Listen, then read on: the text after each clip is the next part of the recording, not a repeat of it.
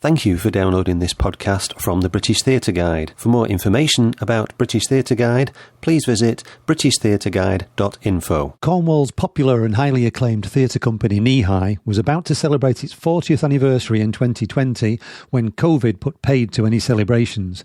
Then, a year later, it was announced that the company was to permanently close. When the company closed, the Kneehigh Cookbook, an online educational resource used by schools and colleges all over the UK and beyond, also closed. But it has become the basis for an ongoing archive of all of the company's work, hosted by Falmouth University and supported by digital arts platform The Space. The new website, This is Kneehigh, went live on the 17th of April 2023 and will continue to develop and expand.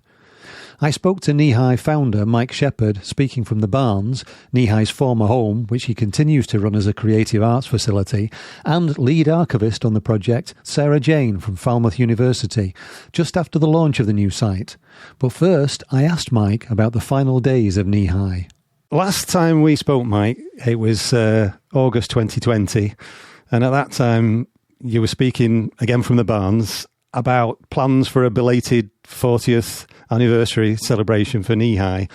And then we had another lockdown over the Christmas that year. And then suddenly, well, it seemed sudden to us from the outside, Kneehigh just came to an end. I don't know how much you want to say about what happened there, but can you just give us the gist of the events of those few months? Yeah, I think it was complicated. I mean, as we know, certainly it's probably the last 15 years, it's got tougher and tougher touring this country, and then the borders started to close. You know, okay, councils have been cut, so then they're cutting theatres. You couldn't really get the fees, etc. There were less and less, this is going to sound slightly contentious, but there were less and less people passionate about theatre in theatres. Less and less were we, you know, when I remember however many years ago when we got a phone call from Jude Kelly and Paul Cruz at Leeds Playhouse, and they called us up and they said, we'd like to build an audience for Kneehigh over the next 3 years. Not what's your product, what's your show, does it fit our programme? Like to build an audience. And that's what people used to do, is build an audience. And, you know, if I took a Kneehigh show tomorrow to Leeds, we get an audience. That audience is still there. Yeah. And that seemed to be disappearing. We were in a situation where we got a little bit dependent on boosting the coffers by going to America, because I mean, that's a brilliant business model. I mean, in this country it's, we could maybe sell a week, and then you turn up somewhere and then you go away after a week, and if the show's good, the word had started to spread. You think, well, you've just missed all that audience that haven't got to it. But in America, they used to book us for 5 weeks with an option to extend, and it would find its audience and the audience would build, and then we'd all make money. But Mr. Trump made that almost impossible, and the costs of everything. So, and then I think, and this is the bit that is a little bit controversial, because the Arts Council funded Kneehigh and celebrated Kneehigh as an important client because we were artist-led. And then also it's a good thing probably, but boards of trustees need to remain aerated, and, you know, they need to change all the time. So the danger is you get a bunch of people that don't really know certainly the history of the company, and then are volunteering, so they're not that well informed, and then they have a lot of decisions to make, and invariably that will revolve around how much money things cost, and keeping the purse strings clenched. You know, I think so fondly of Gemma Bodeners and Deborah Aden at Liverpool Everyman. I mean, a show called Dead Dog in a Suitcase and Other Love Songs, or an indecipherable Gunter Grass novel, The Tin Drum, would never have been made without those women passionately getting behind it. And then, you know, I mean, Gemma ended up sort of leaving in the end because she said, I can't make the work anymore, there's no money. Me and Carl, we made Dancing Frog in a week, brilliant, no budget. And then we made Ubu in 2 weeks, again with cardboard and recycling a set, etc. But I couldn't sort of keep continuing to make stuff for no money, really, and kind of theatre.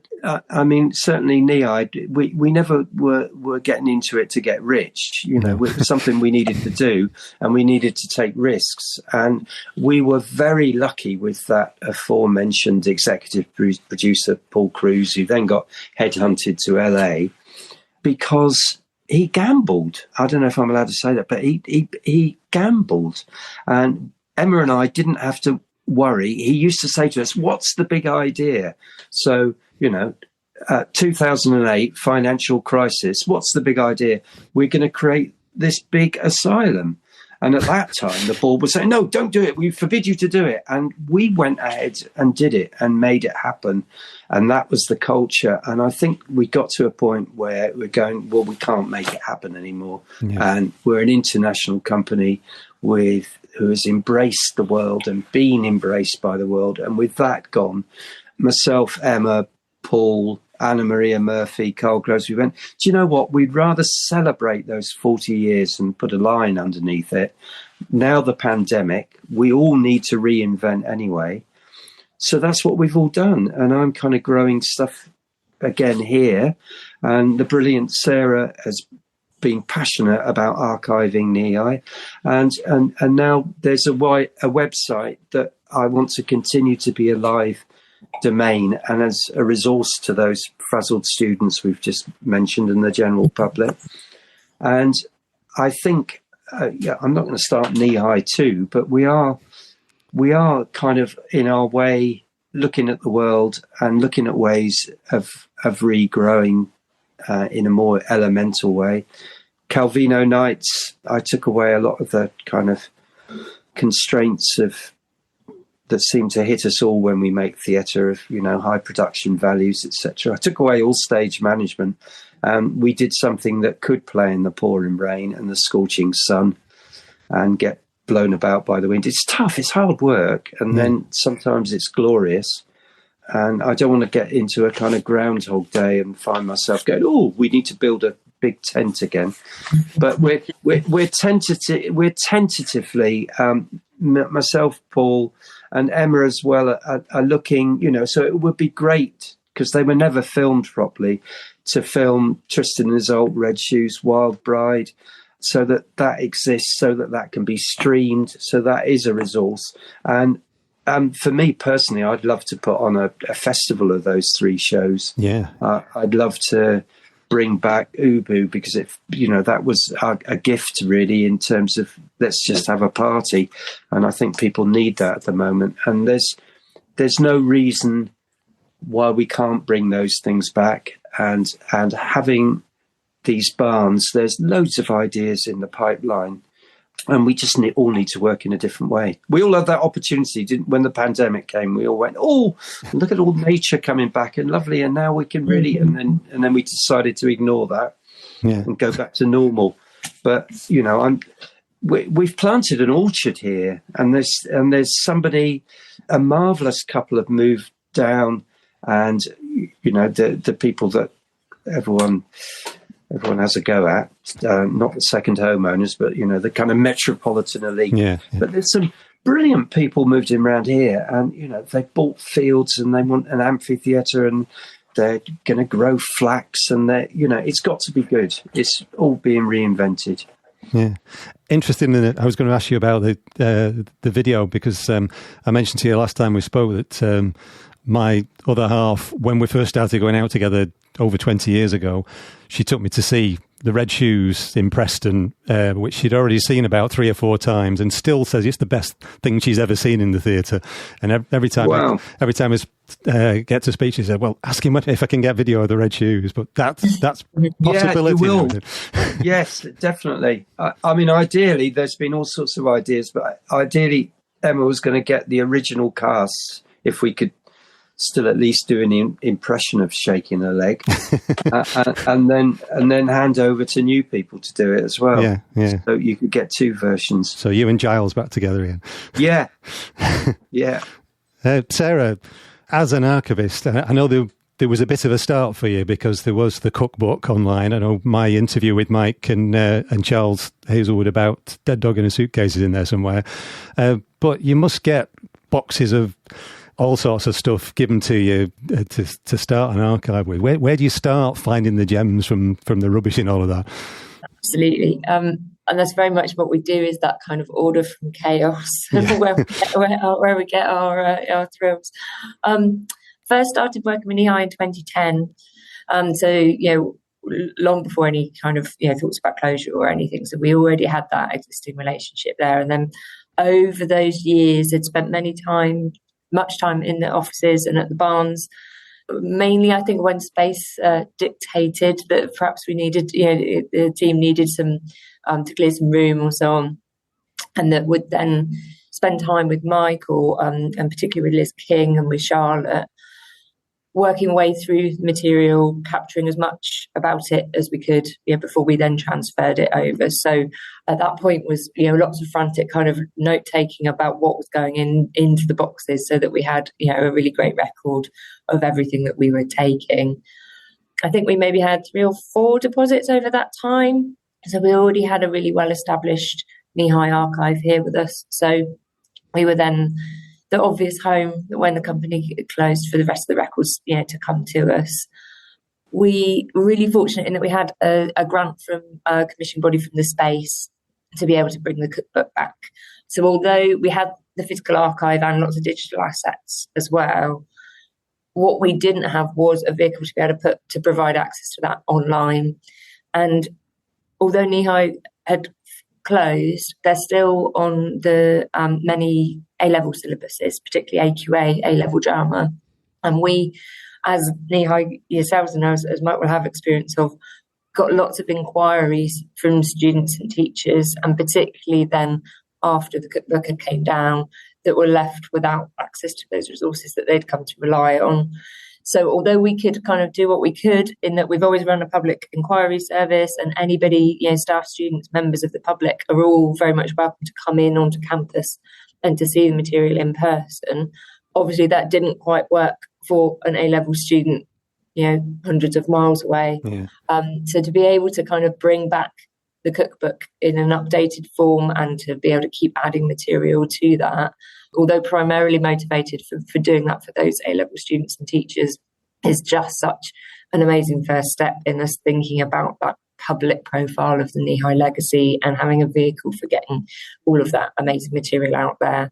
And I really hope it will be used just as much by the Kneehigh fans and all the Kneehigh family as it will as by the staff and students that we were kind of initially kind of thinking about. So how you find your gems amongst all that is always just that great kind of journey of discovery for using a cliche, but that's very much kind of what we do in kind of bringing that order from chaos. And we'll then find those special records that speak to us or that have a story behind those things as well, and that tell a story that kind of, I think the records that really speak to me is those that tell a story that you wouldn't necessarily kind of think of.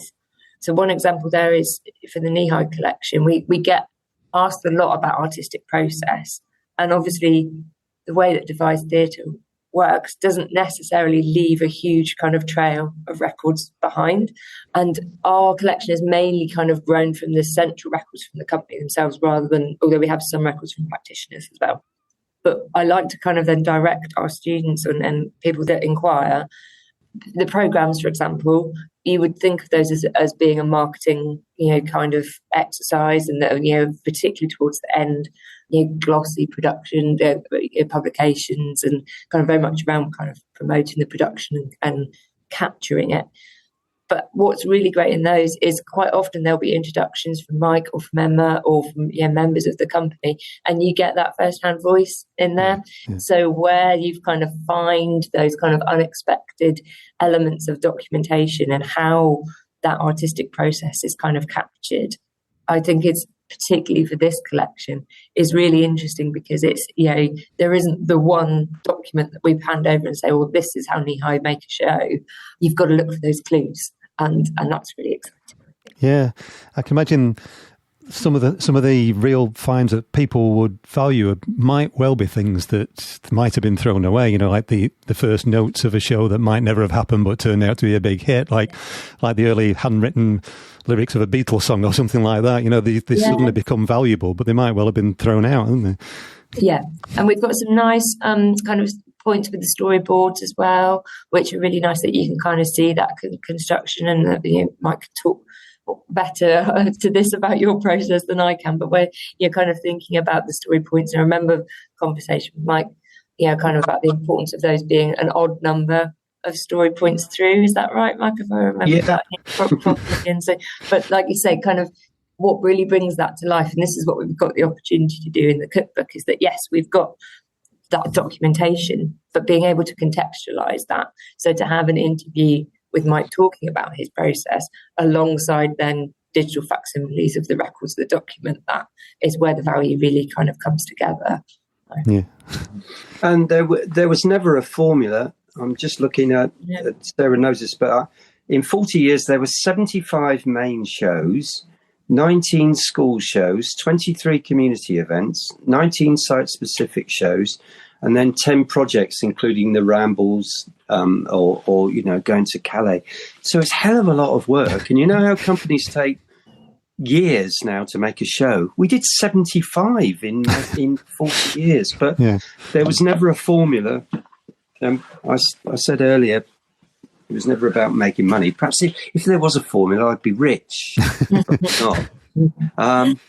But I suppose that the process always changed. But things often were seeded and incubated here, which, it's not pushed. It's not a cult, but there is a certain amount of principles and practice where, you encourage people to do what needs doing. And I mean, myself and Bill and Nick Dark certainly were old socialists, and I still believe in that. So, you don't have a department where someone does the cooking for you or someone lights the fire for you. You do whatever that needs doing, and that's how you build an ensemble and a team that is going to go on a journey and an adventure. We always rejected, and I mean Emma is much more writing now, and Carl absolutely. There was a script, so there was a starting point, but we still never ever started a process like most people do, which is sit around a table and read a script and cast it, because you've immediately then created a class system. There are the people who've got the main parts, and then you've got the poor sod that has got hardly anything to say, and you think, why would you do that? So that's partly why we called it the cookbook, because it was like cooking, and of course you used all the individual talents of creative teams, but you do cook with the elements of design and music and image and text as well, rather than just one thing necessarily leading. Having said that, I wanted with Calvino, I thought, because that Zoe Kerno came to me and said, I was wondering if you could make a show like I remember seeing when I was 8, Kneehigh. And then I was thinking, I wonder what that was like. And it was probably lots of running about. It was loud. It would be rude and a bit naughty, funny, and there would have been a lot of fire. So I thought, I can do that. So we made Calvino Nights. And then I thought, I don't just want to make an old school Kneehigh show. So I thought about it as if it was a gig. So I thought, right, if it's a gig, and I want it to be odd number, Sarah, 11, not 13. That's unlucky. Weirdly superstitious still. But 11 songs. I want this show to be in 11 songs. And then if you imagine an audience for a gig, where do you want to take them? And that kind of gave you a sort of structure. So my starting point when the pandemic finished was I drove to visit people. I drove to visit Tim Dalling in Newcastle and Alex Lupo in Wales. And I just endlessly listened to music and thought about it. So that was the starting point, was music and a gig. What I hadn't considered was how many speed cameras there are everywhere. And that journey ended with me getting too many points and being banned for 6 months. However, that was probably good for me as well. So, yeah, that was a different process. What's your view of the idea of an archive then, Mike? Because I mean, you sat there in the Barnes and it's a sort of living archive by itself. You think of archives as being sort of dusty things in boxes and on shelves. I know Sarah probably doesn't, but I know you tend to.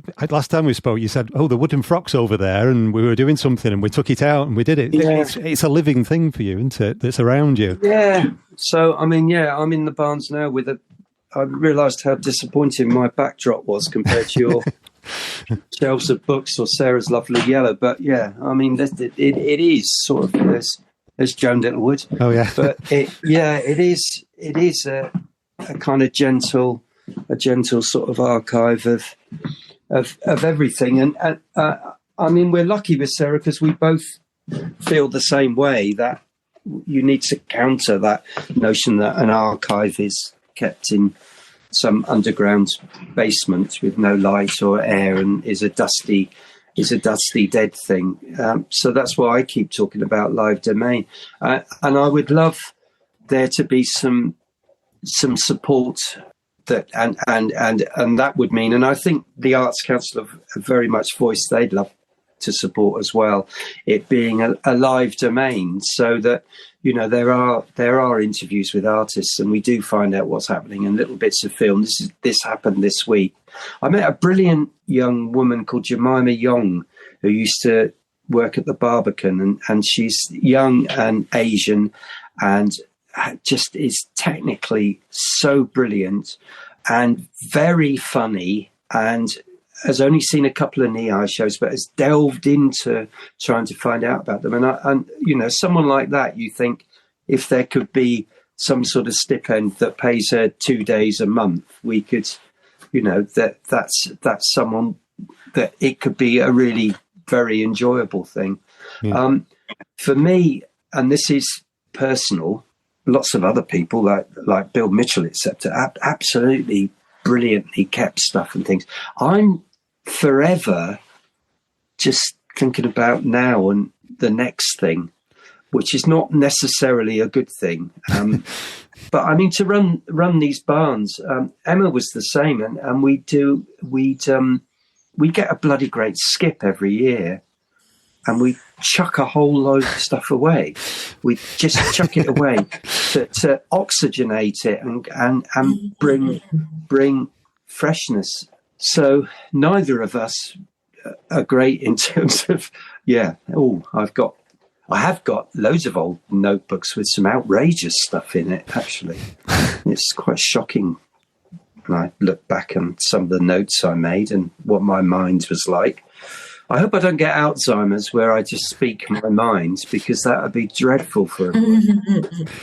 Sarah, I could see your face both when I said about dusty boxes and also when Mike was saying about the amount of stuff that you've lost that he's thrown away. So what's your view on what's been lost in archives? I think as much as the perception is, as much as I did, kind of like inwardly groan there to think, to reflect on what might have gone into those skips, but it's not like the process of documenting and archiving. It isn't about keeping everything, and we do appraise, and we don't, like traditionally, in managing a collection, there would be a lot of things that you would weed out and that you wouldn't keep, and that's often quite shocking to a lot of people. So although there's the perception that it's about keeping everything and keeping it close and keeping it closed and behind, I mean, we do have a really big steel box that we keep everything in, but it's the work is always that balance between the preservation and the access.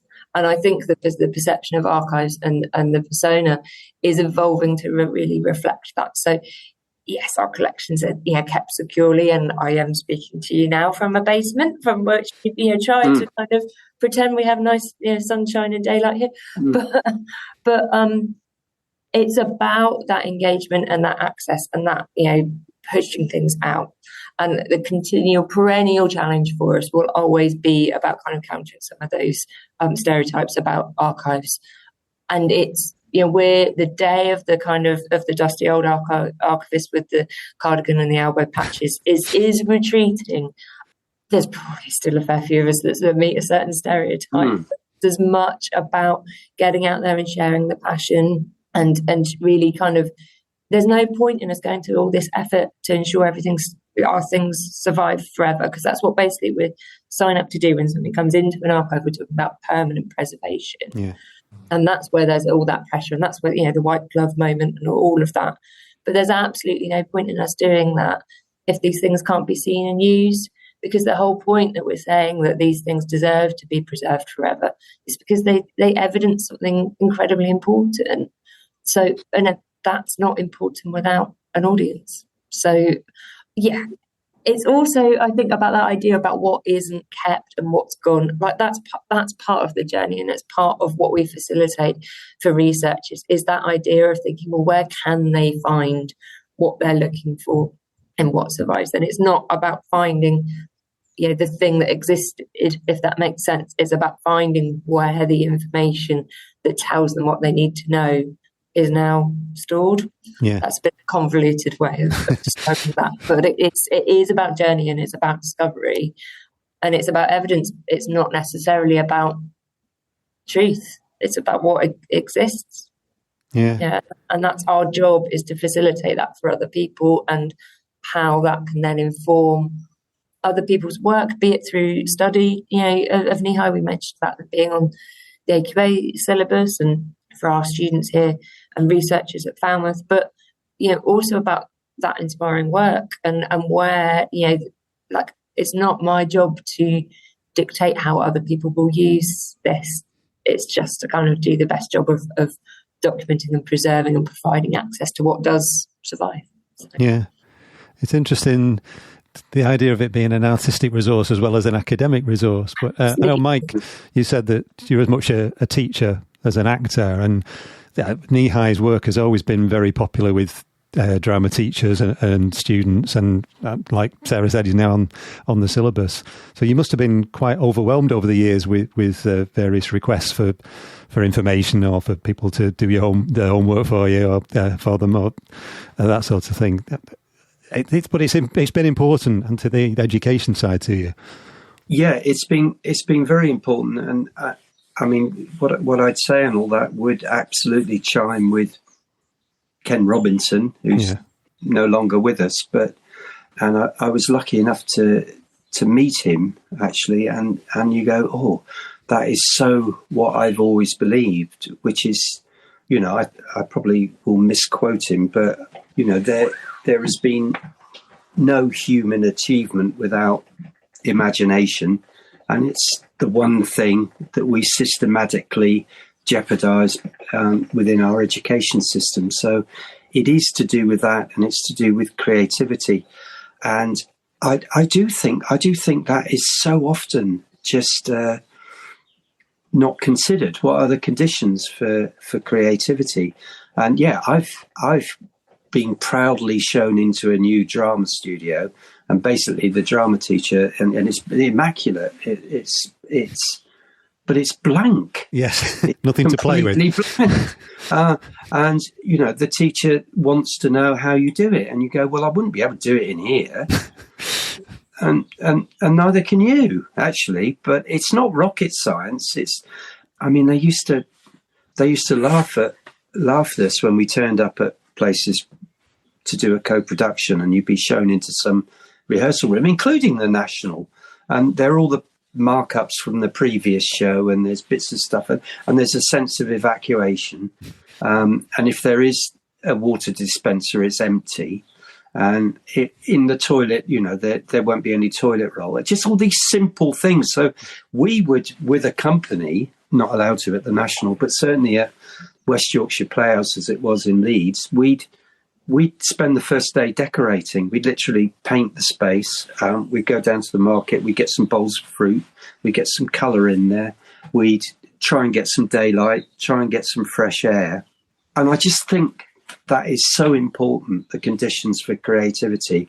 And people don't think like that. And I'm glad I left teaching when I did, because, I really wouldn't get on at all with the national curriculum and what this Tory government believes is so important. I did in fact, it's the first one I've done. I did a talk on Friday that Sarah was there, and I was talking about, we've been working with the local school, and the headmaster was brilliant, and the chair of the governors contacted me, and he said, well, I want every kid in the school to come to the Barns throughout a week, and I don't care what you do as long as it's the opposite of the national curriculum.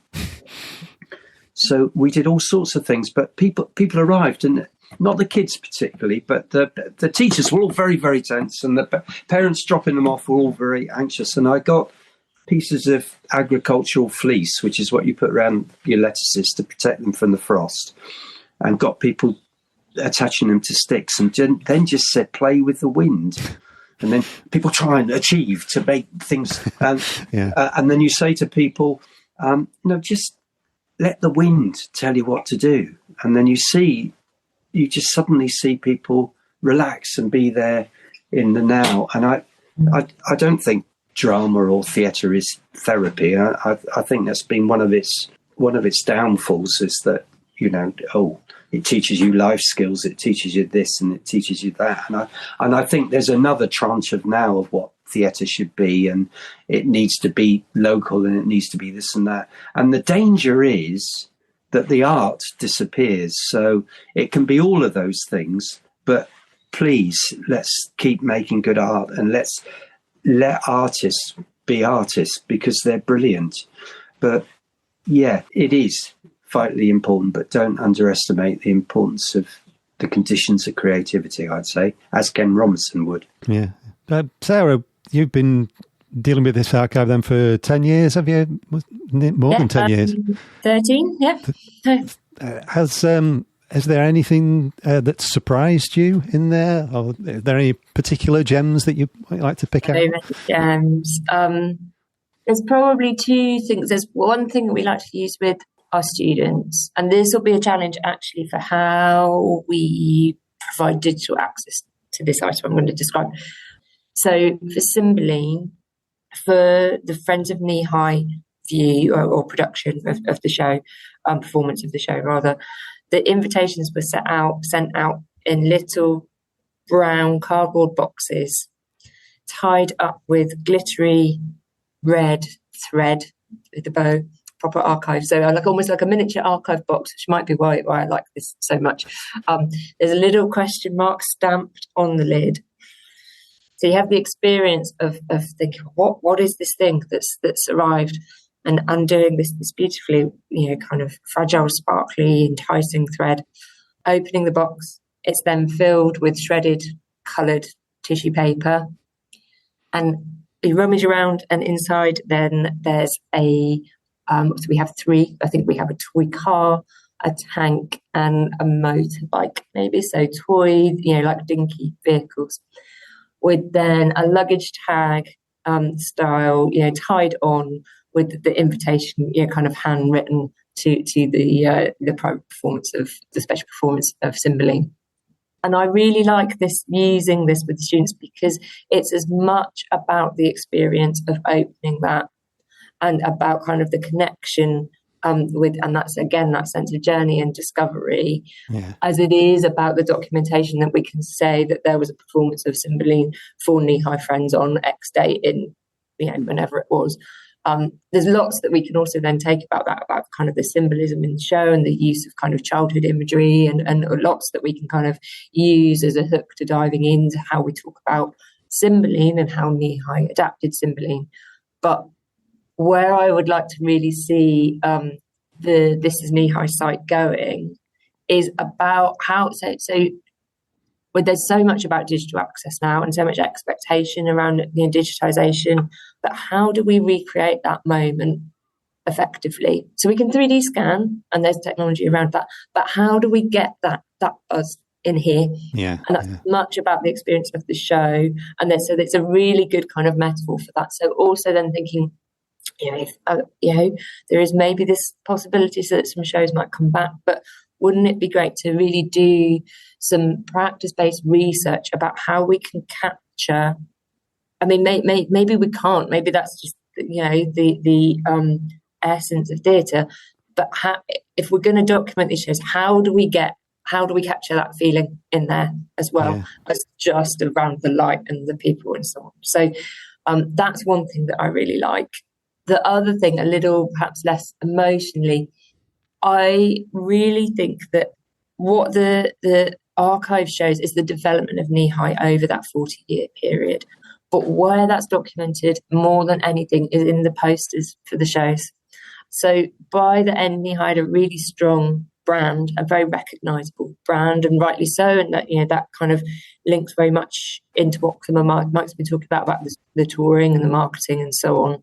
But those early posters are almost unrecognisable from that later. And to see that development through, and all the incredible artists that have contributed and shaped to that visual identity, not just the on stage kind of delivery. So the posters as a series are a real favourite for me too.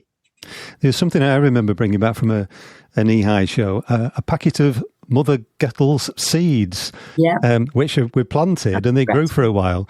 And got in touch with the Kneehigh office at one point and said, I planted these and I don't know what they are. Do you know what they are? And they didn't know anything about them. They didn't remember them at all, whoever emailed me back. They didn't. I do. Rapunzel, that was. It was, yes. But I mean, that's the sort of thing that you can't really reproduce as well. I mean, Mike, you strike me as being very much an analogue person. So what's your view of digital recreation of these things?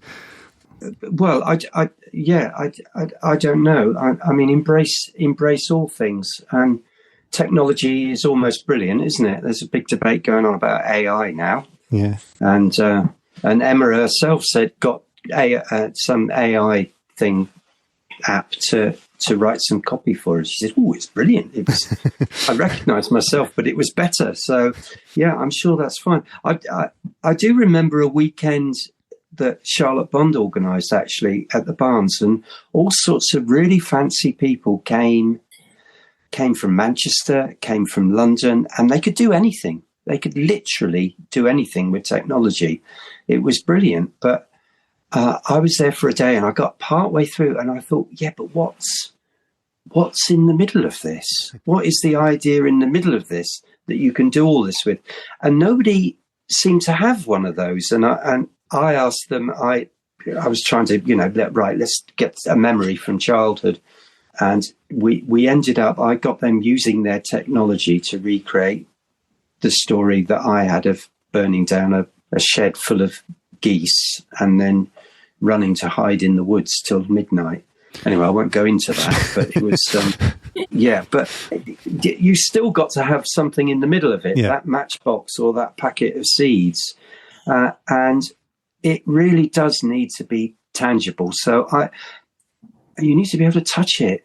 I've got a granddaughter at the moment and, like everybody at the moment, we're all trying to battle being addicted to whatever gaming app she's on, Minecraft, endless, addictive Minecraft.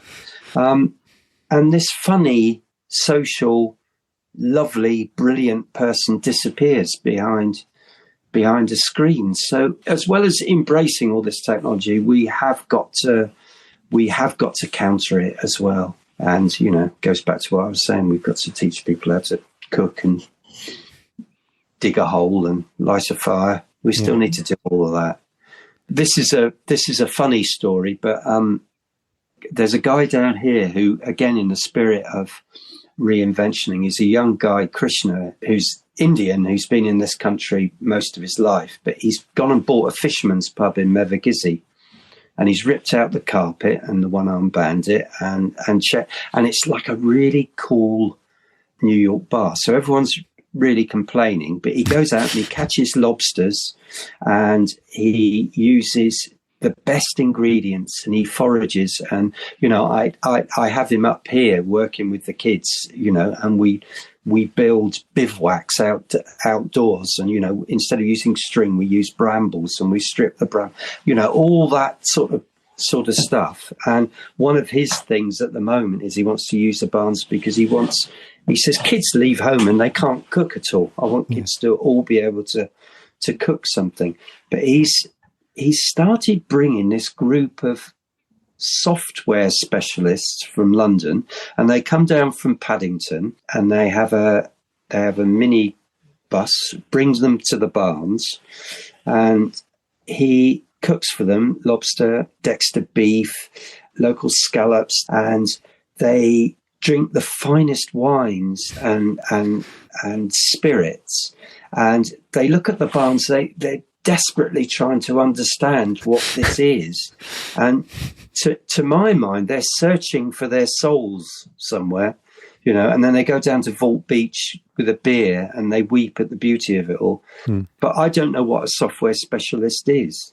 And I'm not discounting them, but it is quite interesting because they're brilliant and they're intelligent, but they're so much part of a very, very tiny world. Yeah. So show them an horizon and get a bit of sand between their toes and sitting around a fire pit here, and it stirs something they're remembering.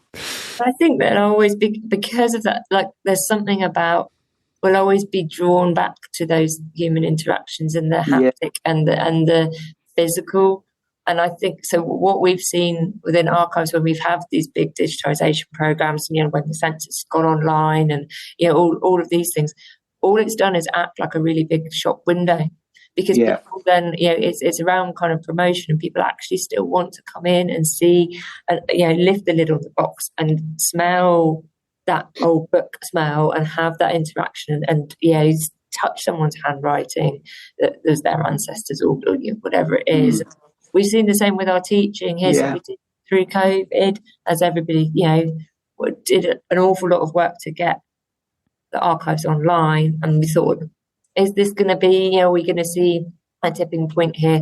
And the students, there's just been such demands, you know, for coming back in and coming to the archive and having those experiences. So I think there's just something about the humanity that's in this of it, isn't there, in terms of the experience, that I think that whilst we can do great things digitally, I think all it'll ever really do is just confirm and, you know, reinstate that importance of the human interaction. So that's really good to hear and good to know, because it has all.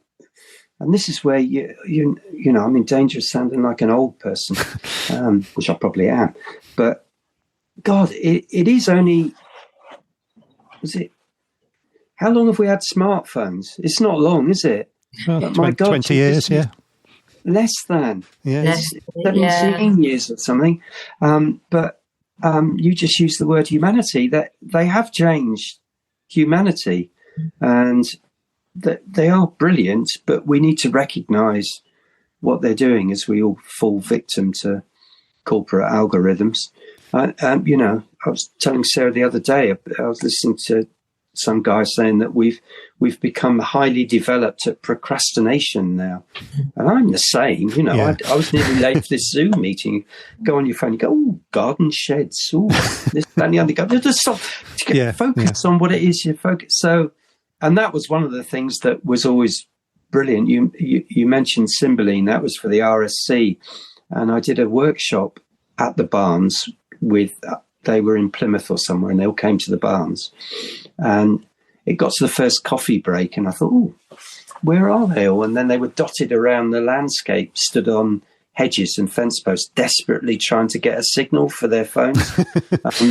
Because there wasn't one here, and there wasn't any Wi-Fi. There is Wi-Fi now, and there is phone signal, but I won't have... in Calvino Nights, there's Jiran Bekele, who first met in the Calais jungle. He's from Ethiopia, but he's just on his bloody phone the whole time. And, you know, we did, and I didn't want to be too bossy, but we did Calvino Nights, and he sings for a moment, and somebody said, oh, why didn't you have him singing anymore? And I said, because he was on his bloody phone all the time. He couldn't be bothered to. So it's very real, but he's coming back this year, but I'm going to have rules about usage of phone and all this stuff about, I'm making notes on it. No, sorry, you're going to have a notebook and a pencil, because you're not engaged. And you're not in the space with the rest of us, and you're missing everything. So at the risk of being old school, I am going to set rules for phone usage. My partner Sarah Wright runs the Curious School of Puppetry, and that's she's just done a 10-week course, and it's brilliant. 16 students, but yeah, she absolutely sets rules for phones, which they rail against, but they all ended up thanking her so much for doing it. Yeah. This morning when I was coming back from feeding the ducks at the duck pond, I go past a secondary school, and every child that's not with another group, if they're on their own, they're all walking around looking at a phone in their hand, every single one of them. And it's crap that they're looking at. Yeah. And it's stuff that's doing their head in. Yeah. Anyway, we have to counter it. I don't know how. Sarah, is there a lot more still to find? Are you still working on? I mean, although Kneehigh's finished, Mike's obviously still working. I don't know whether you're still documenting things that he's continued to do, but is there still more in the Kneehigh archive to uncover and to put out there? Absolutely. So we've only catalogued the tip of the iceberg, really. So we have kind of like lists of material, so we know what we've got and where everything is, but kind of giving it that kind of I can talk wax lyrical about archive cataloguing for quite a long time, which I'm sure no one really wants to hear. We kind of work in a tree structure. So if you think of Kneehigh as a tree, so we've kind of populated some branches, if you like, but kind of we've got some other boughs and branches to do and lots more leaves to kind of put on. So we're kind of working on production by production at the moment. So there's much more with what we've currently got that we can do in terms of the descriptions. And then for any one of those shows, there's so many layers that we can kind of add on to that as well. So, kind of every time I speak to Mike, I learn more. And there's lots more, to kind of add to that. But also with all the whole Kneehigh family. And that's something that's been great, that through the process of launching This Is Kneehigh, I've made contact with a lot more of the Kneehigh associates through rights clearance and so on. So to be able to kind of like capture more of their stories as well and their experiences is great. And of course, a lot of other people have records. Mike kind of mentioned you have some things that didn't make it into the skip, but Mike will have his own archive, as will Emma. I know Carl has. So kind of like building those layers, and this is also what's great about that journey, is those connections then. So we also have Nick Dark's archive here and Bill Mitchell's, and researchers will very often kind of carve a path through all these different kind of, although we kind of intellectually need to keep those kind of like separate in terms of their archival value, your experience of that as a user and a researcher can kind of weave in and out. So we're always discovering new collection connections, we kind of like talk about, but more information and kind of to keep adding and layering. And something that we wanted to add with, because although the cookbook the original cookbook was our template for this new website, what we wanted to add in This Is Kneehigh was a box for kind of archivist's comment, we've called it, which is that space for kind of us to reflect on those kind of connections and to say, well, we like this because of X, or, we learned context. It's that context, and it's that kind of personal kind of like presentation. And that's kind of the difference really between the two sites, is that the cookbook was very much Kneehigh presenting their story. This is us as the archivists kind of putting that out there as neutrally as we can, but to let other people then make meaning of that as they see fit and able to. So lots of work for us to do, but lots more content to come as well. So we're hoping that This Is Kneehigh will continue to be added to. There's some shows that aren't there. Not everything is there by any means. All the programs are off at the moment, with the Digitisation Bureau being scanned. So we'll be able to put all those on. There'll be a complete set of programmes on there when those are done. So, lots more potential. Which is and great. Steve Tanner was 20-something when he first started photographing Kneehigh. So he's done it ever since. Yeah, so 30 years of his photos, which and a lot of early film by a guy called Robin Kuehl that's now living in New Zealand. There's all sorts of stuff to find as well. would be brilliant. It'd be great, wouldn't it, if we've mentioned the possibility of maybe thinking about some arts council funding, or a project that really kind of celebrates the legacy. And I think that now we've got the platform with the website, we've got somewhere for that to be delivered out. And that's a really important thing, and something, rightly, the funders will often be looking for is how we're going to disseminate, kind of that work. So, I really think this could be just the starting point. It's like an ongoing detective story, really, and you're still uncovering things that yet to be found. But I suppose it helps that most of the people involved are still alive. You must sometimes get archives from people who are dead, and it's difficult to follow up. But you've got quite a resource, a living resource as well, haven't you? Yeah, absolutely. Nice. Mike, you're still enthusiastic for future projects. So what's on the horizon at the moment? Well, Calvino comes back at the Minac.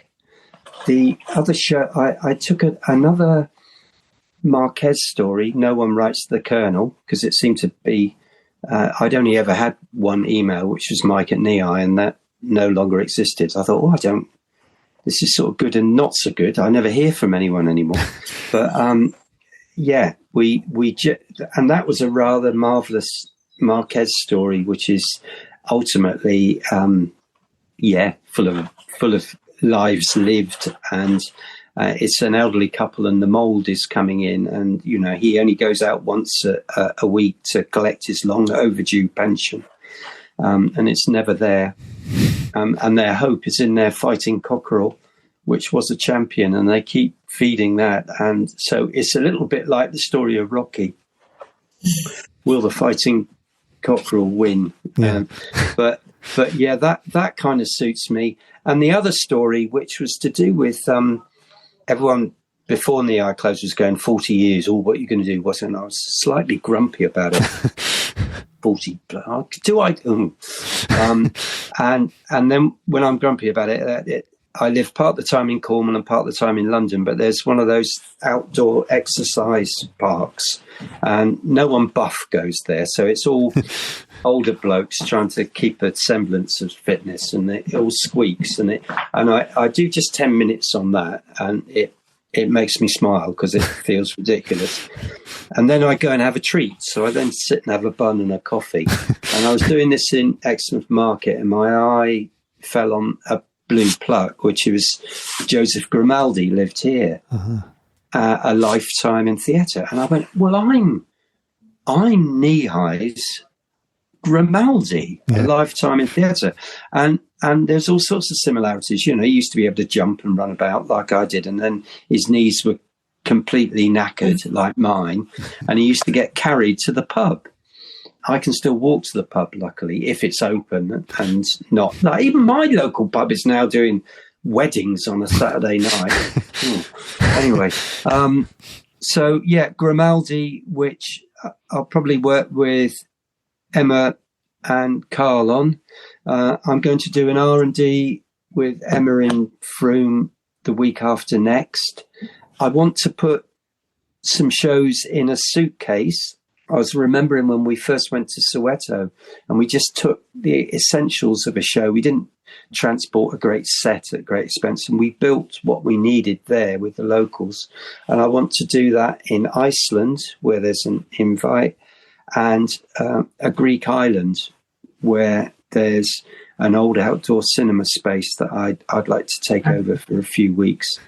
And I'd like to bring back Ubu and Dancing Frog in meanwhile spaces, and by that I met a couple that, and I think it's happening all over the place, but they go to property developers and say, this property, is it available, can I lease it for a year? And they fill it with an artist, an event.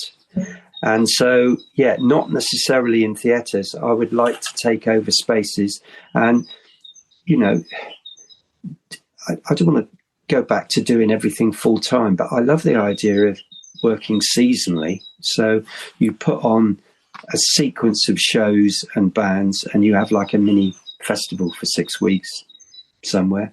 Keep working at the Minac. So there's loads of stuff in the pipeline. I could rabbit on for ages.